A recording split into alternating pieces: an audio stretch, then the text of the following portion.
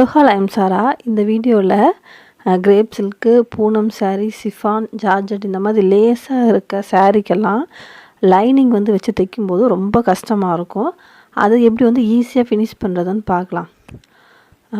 எவ்வளோ நம்ம வச்சு அவுட்லைன் ஃபுல்லாக தைச்சிட்டு வந்தாலும் ஏதாவது ஒரு பக்கம் சுருக்கம் உள்ள மெயின் கிளாத் லூஸ் ஆயிரும். அதுக்கு இந்த டெக்னிக் ஃபாலோ பண்ணுங்கள். வேறு ஒன்றும் இல்லை, ஸ்டிச்சிங்கோட அளவு பெருசாக வச்சுக்கோங்க. லைனிங் மேலே வச்சுட்டு சென்டரில் ஒரு தையல் போட்டுவாங்க. நடு சென்டரில் கீழேருந்து ஷோல்ட்ரு பக்கமாக மேலே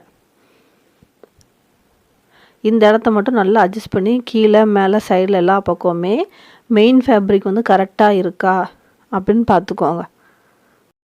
மேலே ஷோல்டர்கிட்ட வந்த உடனே நிறுத்திட்டு ஃபுல்லாக அவுட்லைன் ஃபுல்லாக தைச்சிடணும். இப்போ என்ன பண்ணால் ஸ்டிச்சோட அந்த தையலோட அளவு எப்பவும் போல் நார்மலாக திருப்பி வச்சுக்கணும். அதை நான் வீடியோவில் காட்டலை.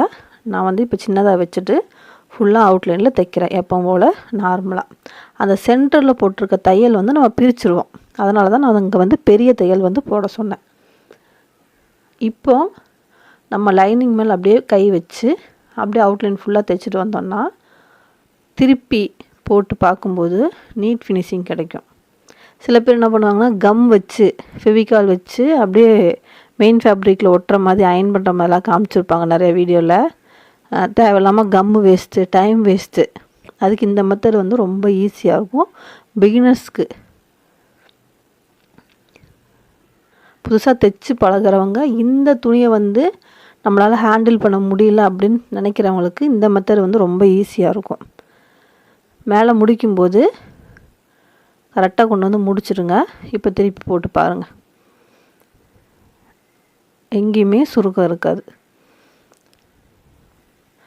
இப்போ நான் ஃபுல்லாக அவுட்லைன் ஃபுல்லாக கட் பண்ணிவிட்டு காட்டுறேன். இந்த தையலையும் பிரிச்சிட்றேன். கையோட பிரிச்சுட்டு ஃபுல்லாக அவுட்லைன் ஃபுல்லாகவே அந்த எக்ஸ்ட்ரா இருக்க மெயின் ஃபேப்ரிக் எல்லாமே கட் பண்ணணும்.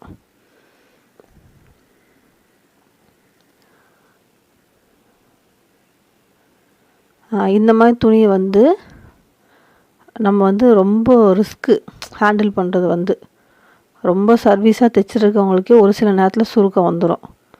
நம்ம ஃபாஸ்ட்டாக தைக்கும்போது அந்த சுருக்கமாக இருக்கும். மறுபடியும் அதை பிரிச்சுட்டு மறுபடியும் தைக்கிற மாதிரி இருக்கும்.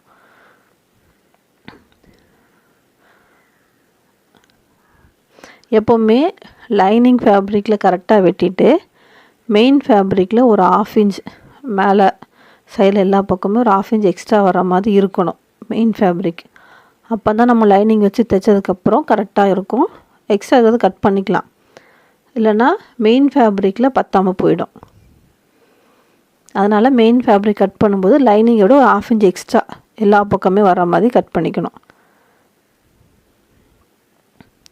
தைக்கும்போது அப்போ தான் நம்மளுக்கு ஈஸியாக இருக்கும்.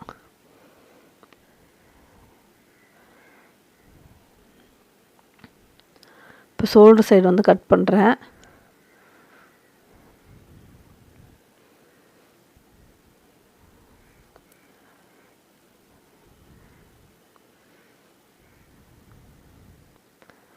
அவ்வளோதான், நீட்டாக ஃபினிஷ் ஆயிடுச்சு. நீங்களும் ட்ரை பண்ணி பாருங்கள், ரொம்ப ஈஸியாக இருக்கும்.